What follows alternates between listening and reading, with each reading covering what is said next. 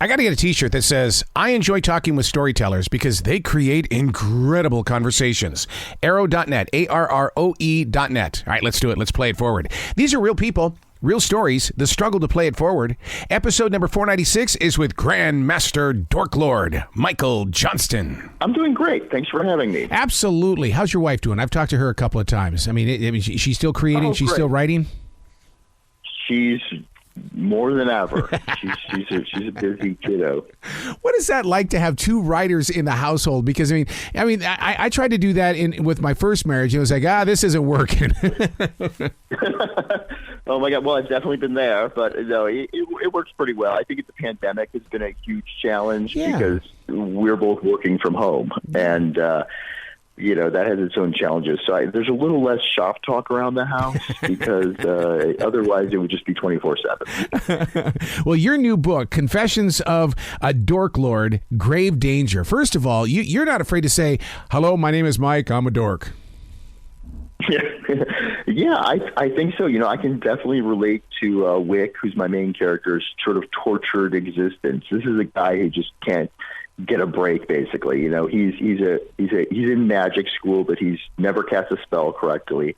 If he was in Harry Potter's world, he wouldn't even make the Quidditch team. But isn't that what makes it real, though, and why readers are attracted to books like this? Because they're going, oh, my God, this is really kind of written about me. I hope so. We all, many of us have read and loved books like Harry Potter, but, I always feel let down by him. He seems like he's good at school and he's also good at sports and he has great friends. And I thought, well, I never had any of that. I would like a protagonist who's still heroic, but, I can relate to. And Wick is kind of that guy. He's the guy who doesn't have any of that, really. He's still working on himself. Do you find yourself cheering for him as well? I mean, when you're putting those words into a paragraph, I mean, as the writer, I mean, that to me is the experience for you, and then you let it go for the rest of the world. Definitely. I think Wick is a guy that readers would definitely need to cheer for because he needs to be cheered up. He starts out these books really at the bottom, and he's clawing his way up to maybe the level that some other heroes start at. And I think that's compelling. I like a guy who has challenges. They're relatable. What did you feel in your heart when you were creating Wick that you felt that his journals were very important to be a part of this story? Yeah, so these books are told in journal form, which kids know from books like Diary of a Wimpy Kid and Dork Diaries and other similar books. And it's a really compelling medium because it's first person, and I use the word confessions and Confessions of a Dork Lord because it's kind of what diaries are. They're little confessions. They're almost like secrets we share with no one except our journal. So I find it incredibly sort of fictional journal, and they've been around forever, of course, is a really compelling medium. It's fun to peek into someone else's journal, isn't it? See what's writing. Well, I'm a daily writer, so journaling is my life. I keep two journals. I do the morning pages in the morning, and then I do a defrag journal where I break it down. It'd be like if I were the author of Dork Lord here. It'd be okay. So you're going to call it Dork Lord. Break it down. Break it down. Break it down. Break it down. How do you process your creativity? That's a great question. Creativity is kind of a 24/7 thing for me. I live in Los Angeles, and I find I get most of my thinking done in the car, which is convenient because in Los Angeles we spend a lot of time in the car, and so perhaps that's also why the car and the shower. I feel like in times when I have a slight amount of distraction, I'm doing something else, I'm actually able to process my thoughts better, and I can get some core thinking done. I mean, beyond that, it's just sort of butt in the seat writing as much as is possible to get things done. Sadly, like anything else, it's a profession, as you know, and we simply have to write a lot to get it done. Yeah, a lot of people don't understand, especially as writers, that there's a narrator that lives inside of us, and that narrator is what puts those words on that page. Yeah, I think I'm somebody who I have a really severe dry eye problem that keeps me from reading as much print as I once read. And so to cope with that, I discovered audiobooks. Yes.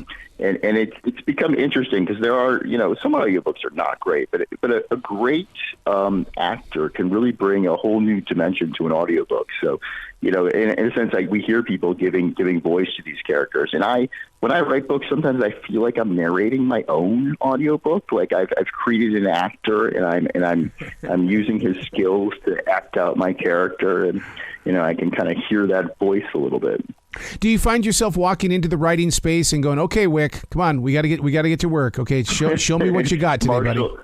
Marshal the troops. I think so sometimes. I'm an author. I come from an architecture background, actually, so I'm a bit of a planner. So when I do write books, I do extensive planning. I do a lot of outlining and planning. So I know the key moves, and then I feel like you have to do the opposite when you write. You have to not let the outline control your every motion, and you have to be able to improvise.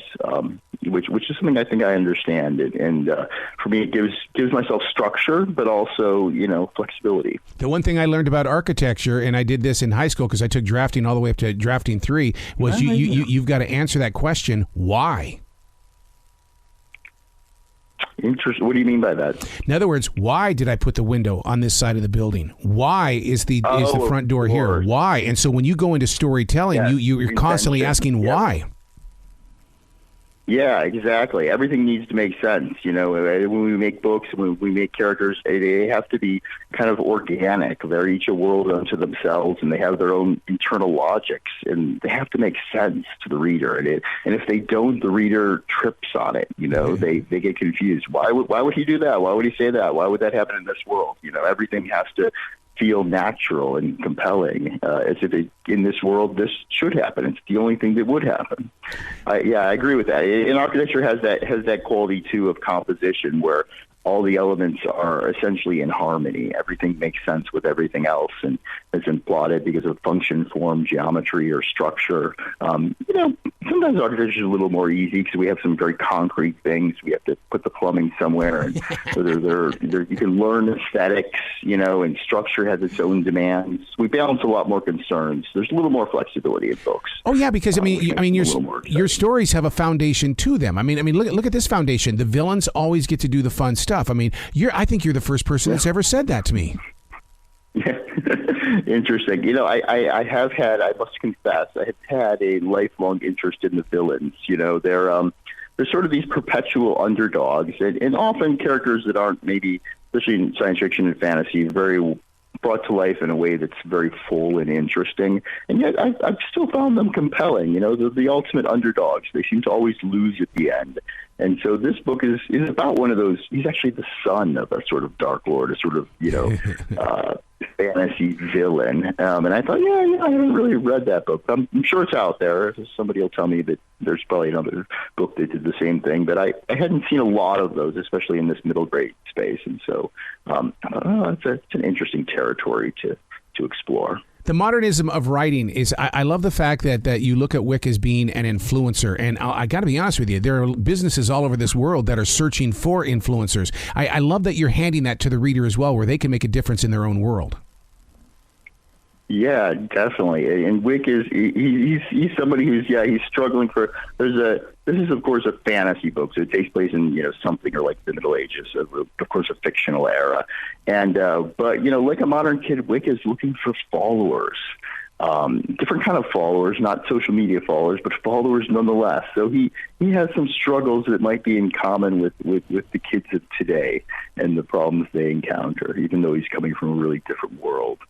So what do you do to prepare your writing self to create the language of the modern day teen? Because it seems like their minds are everywhere, but you have this way of getting them to focus in on the subject at hand. Well, there's a lot of humor in this. Yeah. One of the things that's always drawn me to middle grade is the ability to kind of, it's a genre that lets you kind of poke fun easily at difficult situations and maybe issues like bullying. So humor is really a huge device for me, and maybe because when I was younger, that was my coping mechanism for the world, to kind of poke holes in it and make fun of it, and take people down a peg if I could. Humor can be very intelligent, very cutting. while still being fun to read. And, I especially in kids' books, I love a good laugh. Yeah, because, I mean, my favorite kind of humor is what I call under-the-breath humor. It's like something will happen, and underneath your breath, you'll say something, and people will pick up on it, and they're going, oh, my God. Yeah, that is a wonderful kind of humor, and it's great. We can kind of do that in books too, because we have a narratorial voice. We have this narrator who can slip us a little message, under as if it was under their breath. They can whisper it silently as they narrate to us, rather cutting comments about the other characters in the story.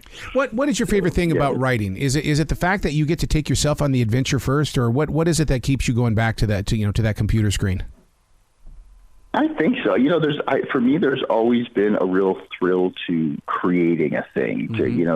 As we go through each draft and it becomes more polished, we kind of surprise ourselves at how the work comes to life. When I see a draft from when I first sketch it in until maybe months and months and sometimes a year or so later when I'm in copy edits, it's amazing how the work transforms and comes to life. And creating stuff for me has always been thrilling. And there's a real thrill to seeing the story come alive and seeing the words come together in a polished fashion. I just love that. I love creating something, and I love having a book in my hand at the end that I have something concrete that I hope paper books never go away, because I like having something physical that I've produced. So true. I hate to only produce files. I don't want to be a guy who makes files,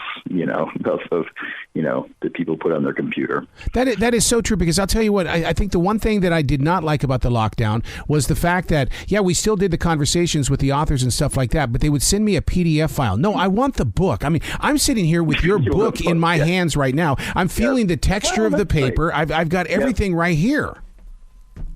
Yeah, and it's I do love that too, and I think it's different. I don't think ebooks are the same experience. It's harder for us to read on a screen. Yep. It's not as good for our eyes. It's a different experience, the way I flip pages.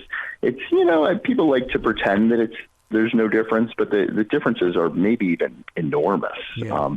And one of the things I love about Kids Lit is that people see their kids spending too much time on the iPad anyway, so I think they're more than happy to buy them physical books. And physical books really sell for Kids Lit, so I love that it's a genre that's really hung on to the physical book, and I think it will continue to. And I think publishers are responding to that. They produce very beautiful books. I love these books. They don't have a dust jacket. They have the cover printed directly on the boards, which I've always loved. It's actually my favorite. I wish all books were kind of done that way. Because the dust jackets tend to tatter a little bit, and these seem to wear a little bit better. So I think publishers put a lot of effort into making these books beautiful and something that you want to hold and have. And I love that. It's a real respect for books. Well, especially for young adults, because darn good and well, they throw it into their book bag, they throw it into their locker, they throw it wherever they can, and that book has got to take a beating. Exactly, yeah. Yeah. These are tough books, and no doubt because of the audience, and I love that. It means they're thinking about it. How do you move through the storm? Because there are young readers right now that are writing. They want to tell stories. They want to share stories. I call them writer hiders, but they're putting them underneath their beds. They're putting them up in the attics. They don't want to release what's being written, and they don't understand the process. It doesn't belong to you. Yeah, that's an interesting. I do think putting yourself out there is always a challenge, and it's frightening. Even when I sell no books, it's still frightening to have your book out there, and it's frightening because everything gets rejected. I was once reading about Harry Potter and how many times that book had been rejected before it was published. Yeah. Plenty of great books are rejected, so I think people have to realize that the rejection isn't necessarily about your book, and that things are rejected for a lot of reasons, and sometimes really great books are rejected. There's a whole history of great books being rejected. So, you got to learn to take that rejection in stride. To be honest, that's hard. That's something I still struggle with. And if I have when I get a rejection or a bad review or anything, it's something we struggle with. It's something that's hard not to take personally. So I understand why those kids keep their manuscripts under their bed. But, to produce, we need to deal with the trauma of putting our work out there in the world. What's your website, man? I want my listeners to come and give you some love. All right. You can, if you just type in Michael Johnston author, you'll find my website. And the best place to find out about me is on Instagram and Twitter. And my handle is M Johnston, Johnston author, M Johnston author on Twitter and Instagram. And recently, because I write for kids, I joined TikTok, which was its own kind of traumatic experience. Oh well, you got to try everything. It's been interesting. Mike, you got to come back to this show anytime in the future. The door is always going to be open for you. Thanks. Well, you be brilliant today, okay, sir? You too. Thanks so much for having me on the show. I had a great time.